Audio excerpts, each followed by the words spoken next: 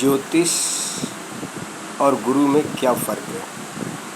कई लोग मेरे से पूछते हैं, ये बताओ ज्योतिष में और गुरु में क्या फ़र्क है। मैंने कहा ज्योतिष और गुरु में कोई फ़र्क नहीं है, बस समझने का फ़र्क है। गुरु क्या है?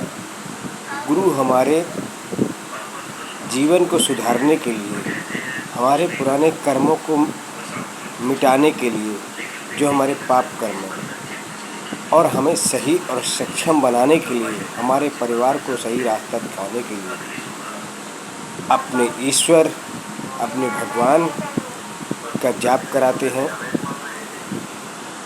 अब जैसे कई लोग मातापंथी तो माता को मानते हैं। मान लीजिए हम किसी को गुरु मान लें तो माता का भक्त है, तो हम लोग को माता की तरफ ले जाता है। और कोई गुरु नाथपंथी है, जिसको नाथपंथी उसको बोलते हैं जो शादी नहीं करते हैं, नाथ होते हैं, कान में बुंदे होते हैं, उनको मानते हैं। जैसे शिव गोरक्ष बाबा हैं, तो वो उनकी शरण में भेजते हैं और हमें नाम जपने के लिए बोलते हैं। मातापंथी वाला माता का नाम जपवाता है, शिव गोरक्ष वाला शिव गोरक्ष का नाम जपवाता है। और इसी तरह से हर गुरु जो है अपने अपने पंथ के हिसाब से अपने अपने भगवानों को नाम जपवाते हैं। जैसे धन्य निरंकार है, धन्य निरंकार का नाम जपवाता है। जय सच्चिदानंद है, जय सच्चिदानंद का नाम जपवाता है। हर अपने अपने जितने भी गुरु हैं अपने अपने हिसाब से सबको नाम जपने के लिए कहते हैं। कभी गुरु के मुख से ये नहीं सुना होगा ये उपाय कर ले जाके। वो कहता है भगवान का नाम ही सत्य है और उसी से सारे पाप कटते हैं। और वो तुम्हारी अंतरात्मा को भी शुद्ध करना चाहते हैं नाम जपवा करके। जैसे आपने कभी नाटक देखा होगा, शक्तिमान या कोई भी ऐसा नाटक देखा होगा जिसमें पाप की शक्तियाँ बहुत होती हैं, लेकिन अगर उसके आगे कोई पवित्र आदमी खड़ा हो जाता है तो पाप की शक्तियाँ कुछ कर नहीं पाती है। या जैसे भगवान के आगे कोई भूत प्रेत भगवान के मंदिर में नहीं जाता है, उसी तरीके से भगवान का नाम जपवा करके गुरु लोग हमें इतना पवित्र कर देना चाहते हैं कि कोई भी धोखाधड़ी करने वाला व्यक्ति हमारे पास आ ना पाए या दुश्मन हमारे पास आ ना पाए। जब हम लोग नाम जपते हैं या हम लोग मंदिर में बैठते हैं तो कभी देखते हो लड़ाई होने के चांसेस कम होते हैं।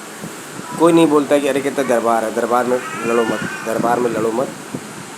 इसी तरीके से गुरु का कहना यही होता है, वो नाम जपवा के हम लोग को भगवान का मार्गदर्शन कराता है और उनसे मिलाने की कोशिश करता है और हमारे पुराने कर्मों को, पाप के कर्मों को काटता है। इस तरीके से वो हमें भी शुद्ध करता है, जड़ से शुद्ध करता है, ताकि कभी कोई संकट पर ना आए।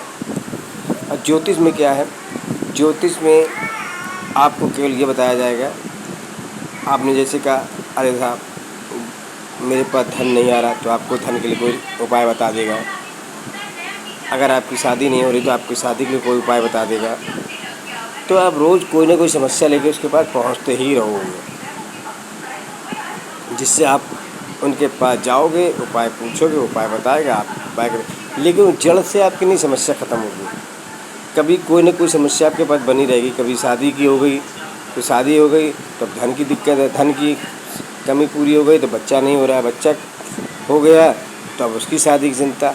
इस तरीके से आपके पास नए नए आते रहेंगे, विचार मन में आएंगे और ज्योतिष के पास आप जाते रहेंगे। वो केवल आपको उपाय से एक एक करके करेगा। गुरु जो है जड़ से ही ख़त्म कर देता है, नाम जपा करके तुम्हारे पूर्व जन्म के जितने पाप है पहले वो ख़त्म करेगा।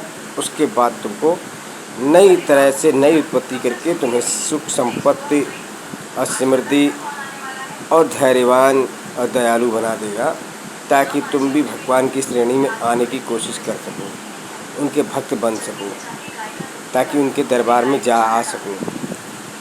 कभी आप आजमाइए, कभी गुरु किसी को कोई उपाय और नहीं देता है, वो केवल रास्ता बताता है। केवल एक ईश्वर का नाम ही सारा उपाय है।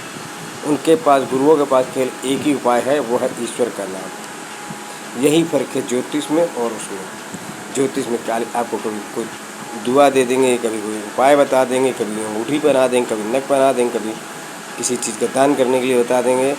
वो आप करते रहो, आपके फ़ायदे होते रहेंगे। और गुरु इन सब चीज़ों से दूर रहते हैं। गुरु केवल भगवान ही करता है जो करता है, इंसान कुछ नहीं कर सकता है। इसलिए गुरु और भगवान में यही, गुरु और ज्योतिष में यही फर्क है।